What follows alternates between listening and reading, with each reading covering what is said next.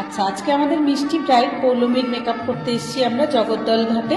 আমি বাঙালি, কিন্তু ওর নন বেঙ্গলির সাথে বিয়ে হচ্ছে, সেই জন্য ওর লুকটাও নন বেঙ্গলি চাই। তো ওরা পৌলমীর কাছে জেনে নেব যে ওর অ্যাকচুয়ালি কি ধরনের মেকআপটা পছন্দ বা কি ধরনের মেকআপ চাই। কোনো আইডিয়া নেই, যেরকম দিদি তুমি সাজাবে